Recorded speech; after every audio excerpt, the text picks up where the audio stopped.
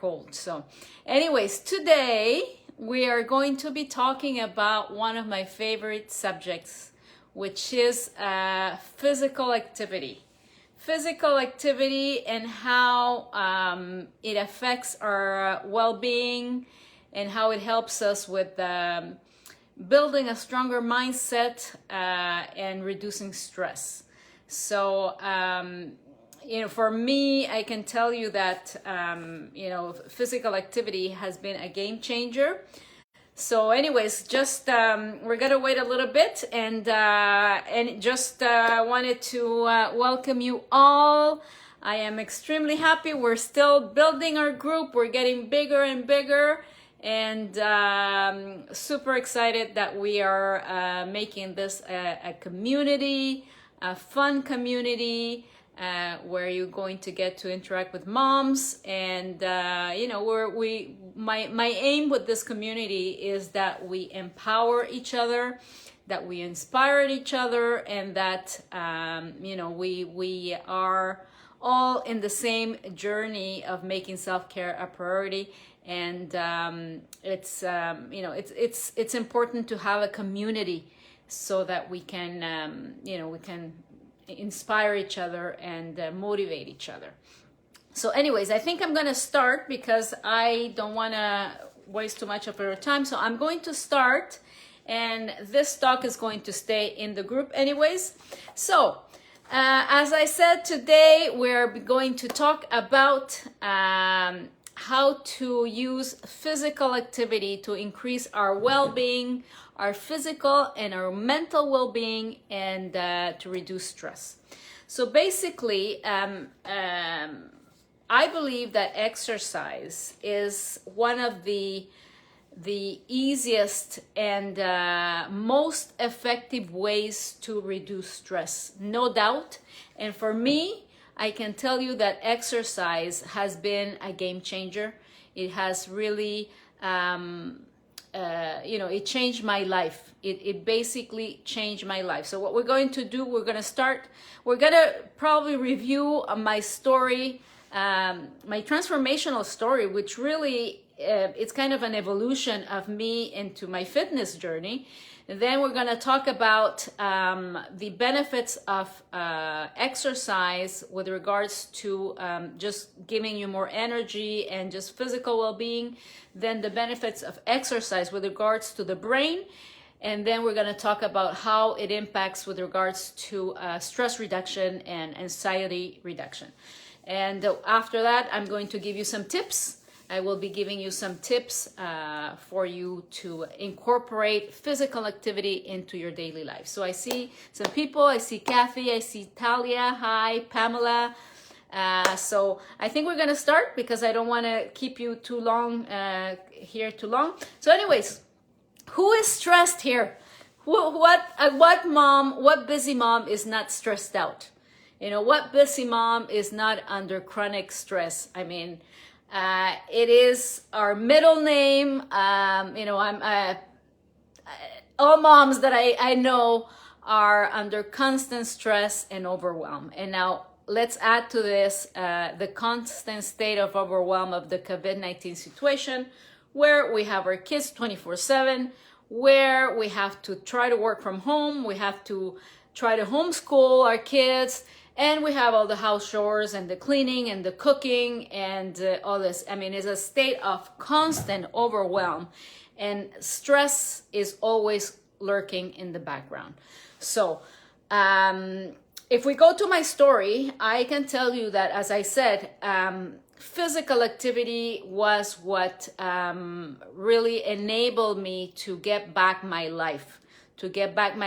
As you know, some of you know who have read my book, I was an autism mom who had abandoned her career, her law career, in order to stay home with my son who had recently been diagnosed with autism, and I became his full-time caregiver.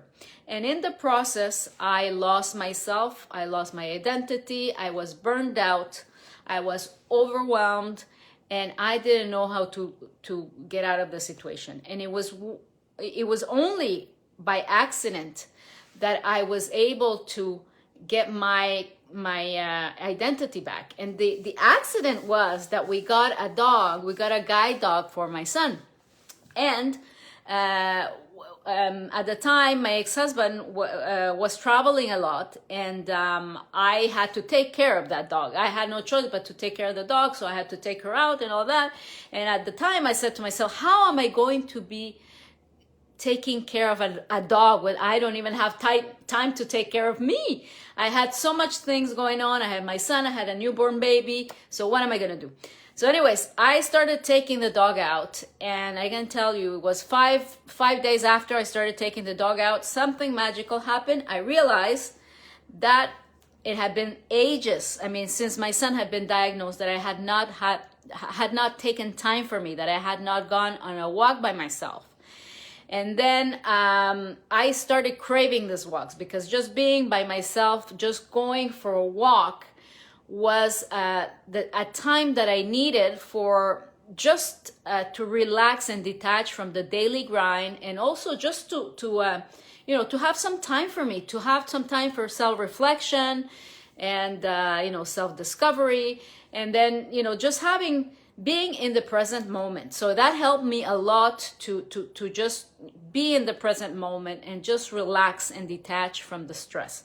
So I started taking the dog out, and I think it was five months after I saw my neighbors. My neighbors, they were runners, so I saw them jogging, and I said to myself, oh, maybe I should join them. I should start jogging. So at the time, I didn't even have proper running shoes. So I bought myself some running shoes, and then I started jogging.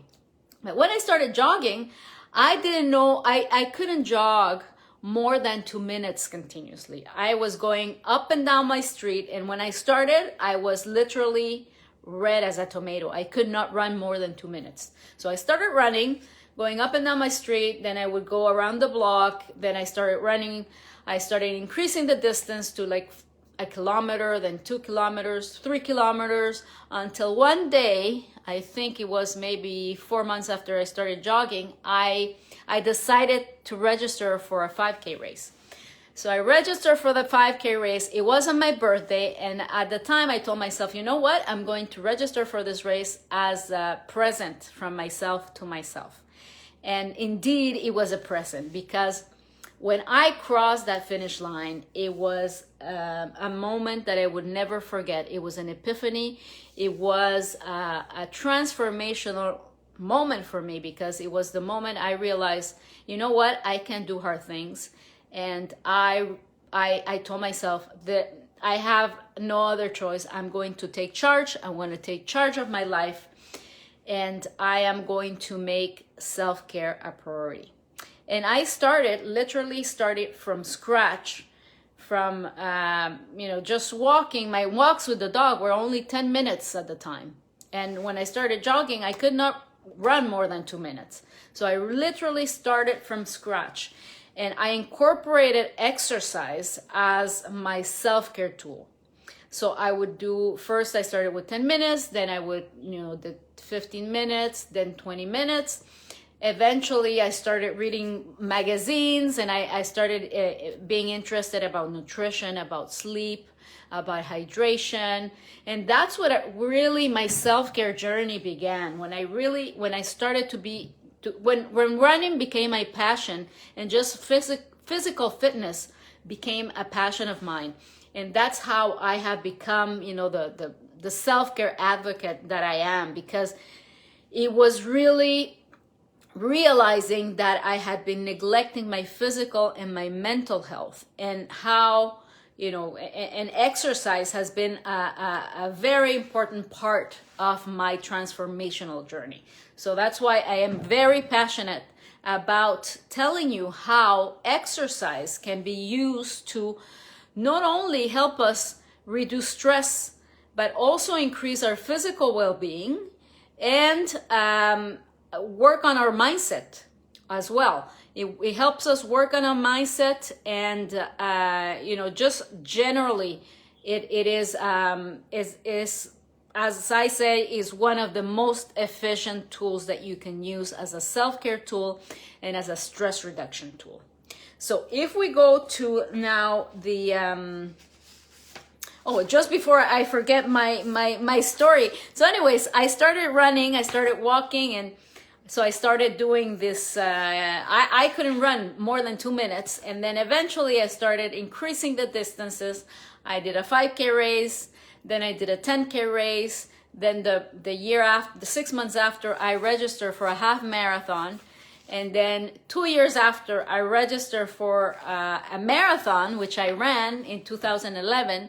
And since 2011, I've become a crazy runner. I've run marathons. I've done 23 marathons, and you know, as I exercise, running has become part of me. Like it transformed me, and now it has become part of me. It is essential for me to do some type of physical activity every day because it keeps me not only physically strong but also mentally strong.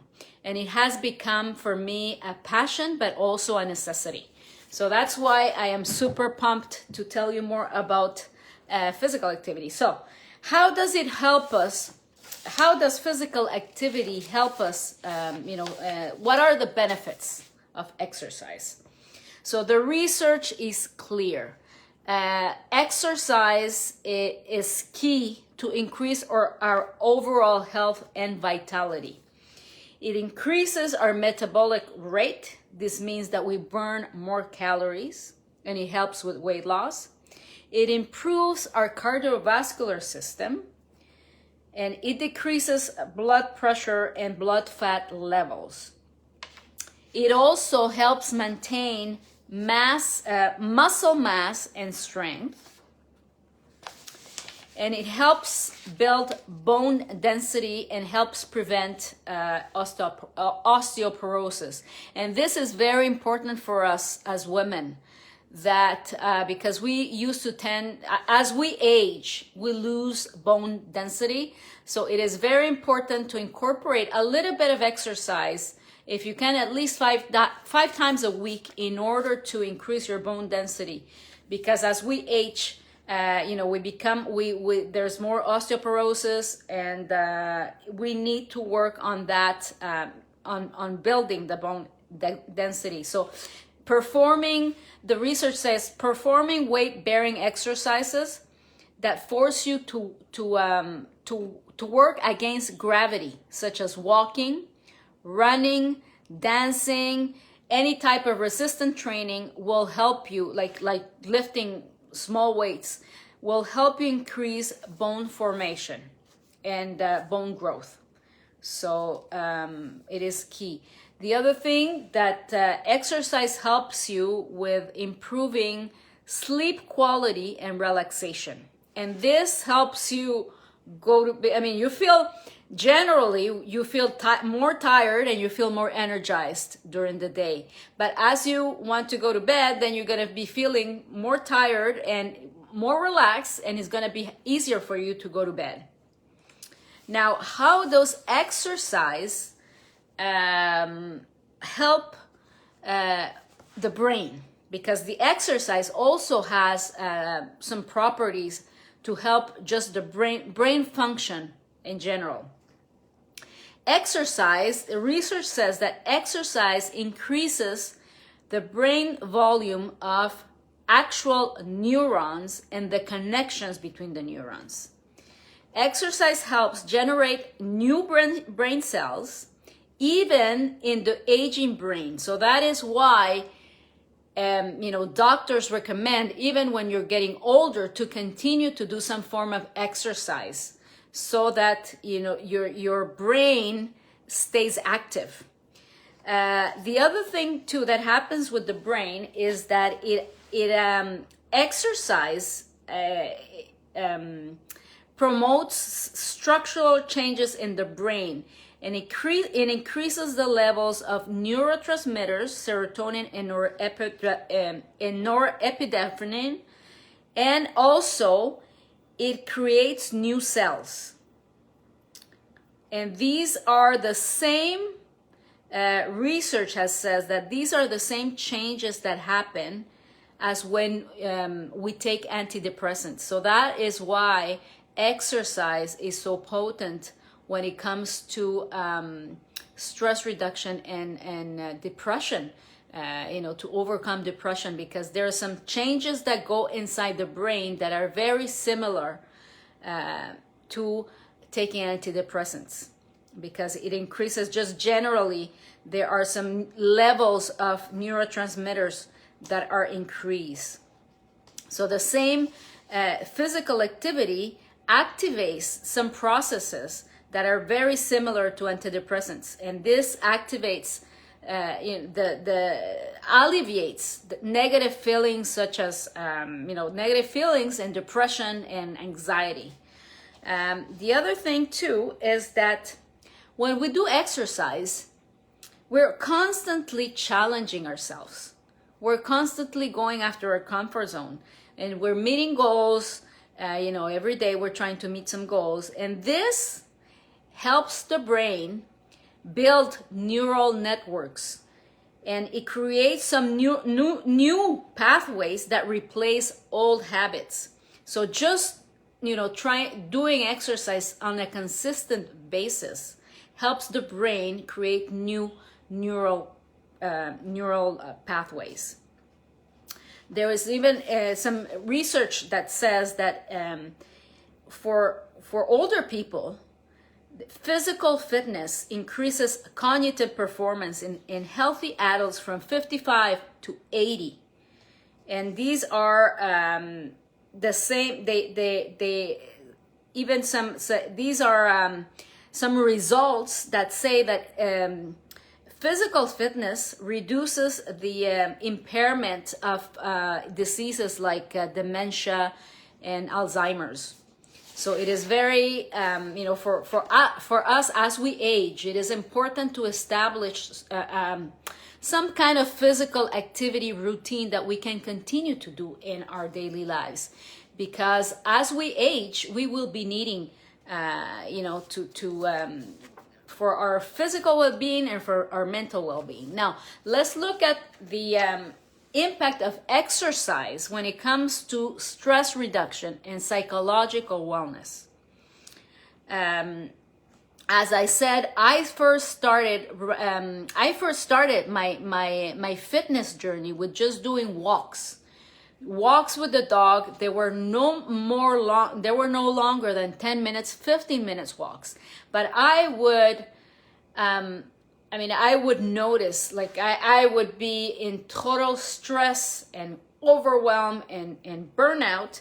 And every single time I would go to these walks and come back, I will feel like $1,000,000, energized and like a new person. Because those are the benefits of exercise, because it baits your bloodstream with feel-good endorphins. And this is what happens with stress. Studies have shown that virtually any type of physical activity, any type, can act as a stress reliever. Because as I said, the physical activity pumps in our bloodstream feel-good endorphins and other natural neurochemicals that enhance just the general state of well-being. When we exercise, it increases the endorphins such as dopamine, adrenaline, and there's another one that is called endocannabinoid, which is another neurotransmitter. And these are all brain chemicals that are associated with feelings of being happy, confident, and feeling capable. So, you feel less anxiety, you feel less stress, because you are generally feeling happier. And this is a structural, changes that are going in the brain. So it's neurotransmitters and neurochemicals that are, the feel good neurochemicals and neurotransmitters that are there. It's a fact. The research has said that when you exercise, it's going to make you happy no matter what, because it's the body is secreting all this feel good endorphins. So, there's another research that says that jogging or brisk walking reduces the symptoms of clinical depression. There's several research studies that says physical exercise has an impact on depression, and it can reduce anxiety and just in general help us relax. So, and I know, like myself, whenever I feel stressed out, whenever I feel overwhelmed, if I can at least go for a walk, for a 10-minute walk, it makes a world of a difference. Because, just being outside and just being, just moving the body, just getting that blood pumped, it makes a huge difference in your state of mind, in your physical state. So for me, it is the best way to change my state, to exercise or to move my body. The other thing too, interesting thing, is that I found some research when I was doing my book that exercise training recruits a process that confers endurance to resilience to stress. Because when we are doing hard things, when we are either running or walking briskly or doing strength training, whatever exercise, we're always pushing ourselves out of our comfort zone. We're always trying to do hard things. And this increases the activity on the prefrontal cortex. And over time, the brain is better able to regulate itself. So exercising, just by definition, most of the time when we exercise, we try to go out of our comfort zone all the time. And this helps our brain become stress resilient and able to regulate itself better. Now, let me give you some practical tips about how to introduce exercise in your daily lives. Because ideally, what you want to do is to have a self-care routine, a self-care habits and routines that you incorporate every single day, and that will help you not only with your physical state, but also your mental state, reduction of stress, everything. So ideally, you want, to craft your own self-care program where you will be introducing different things. Now, if you don't have a lot of time, I think that the best self-care tool that you can introduce right now, if you can, is to go for a walk. And if you're not familiar with weight training or any other type of physical activity, the best tool, the best advice that I can give you if you want to get into some physical activity, go for a walk. Go for a 10 to 15 minute walk, and try to do this at least 5 times a week. And you will see it will transform your life, as walking with the dog transformed my life. And as you start getting more confident with this, with your walk, you will want to introduce other types of exercises.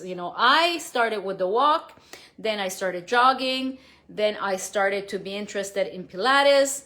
I started to introduce some weight training, yoga. So it's a snowballing effect, because you will feel those feel-good endorphins. You will feel that your stress is reducing, so you will want to continue with it. So let me give you some practical tips. So if you're starting in this journey, don't be hard on yourself. Don't feel bad, accept that you're starting, and just be ready to start. And as I said, if you want to start tomorrow, you can start tomorrow with a walk. It's the easiest and best exercise that you can have. And start small. Don't do any drastic changes in your routine, because otherwise you're going to feel overwhelmed. So start small. As I said, I started with 10-15 minute walks. So if you can, go for a walk 10 to 15 minutes. And then you can introduce in your walk, you can introduce some mindfulness too, because you can do, you can walk, but also because you're in nature and you are just, being with yourself, you can concentrate on being in the present moment. So you can just, you can think about your stride, you can think about the smells, you can think about the sights, whatever to make you stay in the present moment. And you will do two things at the same time. You will work on your physical well-being and also on your mental well-being, because you will be working on the mindfulness, and this will decrease your stress. So as I say, my best advice, if you are not into fitness journey at all and just starting, go for a walk. A 10 to 15 minute walk every 5 times a week. That's all you need. And then you're going to be, I will guarantee you that you are going to crave these walks, that you're going to be addicted. You are going to get addicted to this walk. So anyway, so as we said, start small because you don't want to overwhelm yourself. And then the other thing that's very important, again, for my book, I was doing some research of how is it that we establish long life habits. And one of the things that they say is that we need to be consistent. We need to be consistent with doing something in order that it becomes a habit. Now, what is the best way to stay consistent is to establish small goals. They're called micro goals. And these goals are, it's kind of like a to-do list. Like every day you have a micro goal. And I can see that in my journey of fitness. I first started with 2-minute walks, 2-minute jogs. Then I will increase to 2.5 minutes jogs, and then 3 minutes. So, every day, try to increase the difficulty of your walks or your jogs or whatever other exercise that you're doing, but kind of be in momentum to keep adding like a little difficulty every single day. And this will keep you wanting to go back for more, because you will establish a small goal that that you'll be able to achieve. Once you achieve that goal, you will feel more confident. Your self-esteem will soar, and then you will want to come back again and again and again for more for more exercise. So this is the best way to stay consistent, is to establish micro goals. Like every day you have a little goal, and a goal that you can achieve, so that when you achieve this goal, you will feel accomplished and that you will want to come back. So for example, as I said myself, I would increase my distance, or I would run harder a day, but always had a little extra, so that it kept me coming back. The other thing too, that if I go back to my journey, one of the other things that I would do is, like, in order for me to kind of give myself, kind of bribe myself to do some exercise, so is that I would either, save, like I would listen to music to go for a run, and I would save listening to music when I went to my run. Or, if I have a podcast that I like and that I want to listen to, I save this podcast to go for my run or for my walk. Or I would give myself little presents. I would tell myself, okay, if I am able to run 5 times a week, this week I'm going to buy myself, I don't know, a pair of pants that I like, or something like that. Try to work with yourself. Try to give yourself some little bribes along the way, so that you are able to stay consistent. Like I for example, I like colorful clothes, and running clothes. So one day, one month, it would be, okay, this time I'm going to buy myself a nice running shirt. Or another, in 2 weeks, I'm going to buy myself a cap. Or, whatever is going to motivate you and inspire you to continue in the path of fitness. So that was a tip. Another tip is to choose an activity that you feel comfortable doing. So something that you've done in the past, or something that you are comfortable doing and that is not too hard. Like, for example, as I said, going for a walk, or in YouTube you can find tons of YouTube videos for beginners. But something that you find comfortable, and also very important, something that you find fun, because that is the most important thing. That's something that you find fun and that you are willing to come back for more. And for example, some people don't like running. I was one of those people. I only started running because I had some music on. But people don't like running. Other people, some people like hiking or swimming. Other people like dancing. The important thing is that you have something that will get the blood pumping, because that is what is going to help you with stress reduction. Something that will put you on a positive state. And I can guarantee you that exercise will put you on a positive state. So anything that will get your blood pumping, but you have to feel comfortable with, and you have to find it fun. Now, let me see what else. The other thing that is super important is that you have to be flexible. When you are starting on your fitness journey, you have to be flexible in the sense that sometimes our life is just crazy and we're overwhelmed and burned out and we're stressed out and we cannot get our exercise done. But because of that, some people say, oh, well, I wasn't able to do it, so I might as well give up. Don't do that. Just see it as, this day I wasn't able to, but tomorrow is another day.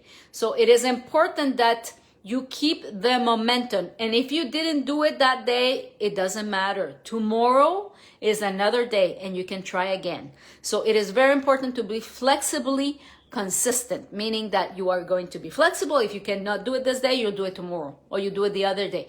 But you need to stay consistent. At least, if you cannot do it 5 days, do it at least 3 days, so that you stay consistent and you come back for more. What else? So for example, like for the types of exercise, as I say, it's the choice is yours. There are so many types of exercises. As I said, there's jogging, there's walking, there is cycling, there is hiking, and any type of exercise that you can do at home. Like, for example, now that kids are at home, you can get your kids involved. Just put on a YouTube video and then just start dancing, or just start doing some exercise that you can just, do like easily without weights or anything. But, it's easy to find. These days it's very easy, or to have apps, exercise apps or YouTube videos. It is very easy to find, and you can just go, like, if you're a beginner, you can just write beginner. If you don't have a lot of time, you can just ask, YouTube 10-minute exercise videos, or, the most efficient app exercises. The choice is unlimited these days. So, you can choose, whatever. But the important thing is that in your self-care routine, ideally, you want to incorporate some type of physical activity at least 4 or 5 times a week. And if you don't have a lot of time, 10 minutes, 15 minutes is enough. But what you want to do is really get the blood pumping, because this, as we said, is good for the physical health, for the brain, and for stress reduction, depression, to reduce depression, anxiety, all type of mental problems. The research is clear that physical activity is key in the reduction of stress and anxiety and depression, and especially in these times of COVID-19, where we're having the news are coming to us, and everyone is stressed out and anxious and overwhelmed. It is good for you to take some time for you. If you can take some time for you alone, where you can either go for a walk or go to the basement and do some exercises, it is key for you to just be with yourself, just be with yourself and detach from the stress and the daily grind. And exercise is the best. I mean, for me, exercise was the game changer for me, which allowed me to be interested in the rest. I started with exercise, and then after that I started to be interested in nutrition and hydration, and then in mindset. So I believe that exercise is one of the best self-care tools that you have available. And if you're not able to take much time, at least going for a walk 5 times a week, a small walk, a short walk, 10 to 15 minutes, it can do a world of difference. So anyways, if you have any questions, I see some questions here. I see Liliana, Kathy, Catalina. So I see a question here. Kathy, she's saying, if you walk in the morning, would you tell us what to eat for breakfast before and after exercising? Yeah, because I've been doing this for 10 years now. When I go for a walk, like when I go for a short walk, what I do is I usually have a glass of water with lemon, and I don't eat anything else. If it's a short walk for 10-15 minutes, I don't eat anything else. But if it's longer than that, what I do is I just take half of a bagel, and I put some peanut butter and coffee, or I just have a fruit. Sometimes I just have a fruit, an apple or a banana or yogurt. Yogurt can be a good pre-workout breakfast. Yogurt, and then you can put some nuts in there or some fruit. And then you can go for a walk. After the walk, that's when I have more like a substantial breakfast. I have a smoothie. So I make myself a smoothie. I take some protein powder, and then I put some blueberries, and I put some kale and some olive oil, not olive oil, coconut oil, and then I mix that, and that's like my smoothie is like my breakfast. And some other times, if I don't feel like a smoothie, I would have maybe an omelet for breakfast. So it depends. Sometimes when I go for like a long run, when I'm training for a marathon, then I would have a bigger breakfast, where I would have not only half of a bagel, but I would have eggs, a couple of eggs, and then I would have a coffee. So it depends on how long you go for the exercise.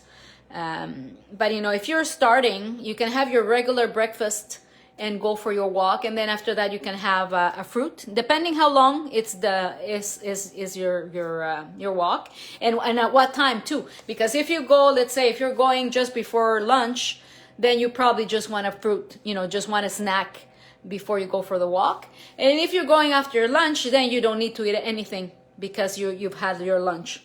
So it depends on the time. A lot of people go after lunch or after dinner, and then if it's after dinner, you don't have to eat much. You can just have water. Make sure that you have water after you come back.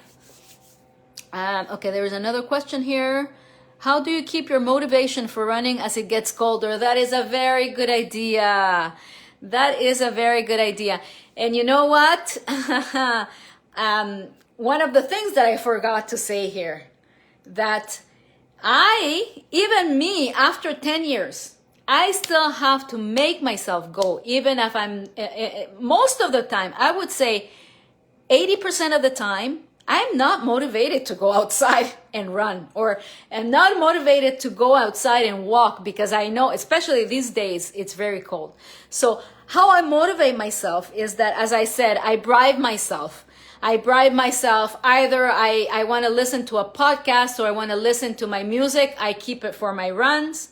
The other thing too is that I imagine myself when I come back. I really visualize myself when I come back. And for me, there is nothing more. One of the best times of my day is when I come back from my run and I take my shower. I love that moment. I know that I have done my exercise, and just taking the shower after my run is one of my best moments. So I visualize myself coming back from my run, because I know that every time, even if I don't want to, when I come back, I'm always energized. I'm always happy. I am always feeling like $1,000,000. So I really visualize myself after I come back. But I mean, every time, like at least 80% of the time, I don't feel like going out. I don't feel like going for my run. But I know that it's good for my physical body, it's good for my mindset, and it's good for my my physical, my stress reduction. Because I know when I don't go for my run or for my walk, I feel more stressed. Just generally, I feel more stressed. And when I come back, when I go for my runs, something happens to my brain that I'm feeling more focused. I feel more focused. I know what I have to do. And, all the stress disappears. All the stress disappears. And as we saw, the research tells us that there is really some processes going on in the brain that really make the changes that are responsible for the physical and mental changes that go. And the other thing too is that I know that sometimes I do not feel like going out, but I know that I'm stressed out, or that I know that I have to get something difficult to do after that I have something difficult to work on. And I know that, let's say I want to go for I know I have a run, and I purposely give myself, get out of my comfort zone in my walk or my run. So let's say that I'm going for a run. It's supposed to be an easy run, but then I do some sprints, or I run faster at the end to finish strong. And I know that I'm transforming my mindset. As I am going out of my comfort zone in my run, I am transforming my mindset, and I'm feeling stronger. So when I come back, I'm ready to tackle whatever is difficult, or whatever work I need to do. I have worked on my mindset. So I really use my exercise for three things. The stress reduction is good for the physical aspect, and is good for the mindset. Because every time that I go out of my comfort zone, I feel more courageous, and I just generally feel stronger, mentally stronger. So I really, when I don't want to feel like going out, I imagine myself coming back and how energized I feel after. Okay, are there any other questions? No, I think that's it for now. So I'm going to let you go because I don't want to keep you too long. And if you have questions, put them in the chat, and I'm going to come back and I'm going to make sure that I answer all of your questions. And what else I was going to say? And then I am going to draw again. I'm going to do a drawing for my memoir, a signed copy of Burnout to Unstoppable, for the ladies who were here live. So we're going to be doing that probably on the weekend. So thank you so much for being here, for listening. And I am encouraging you to take up physical activity, some form of physical activity, because it will change your life. I guarantee you it will change your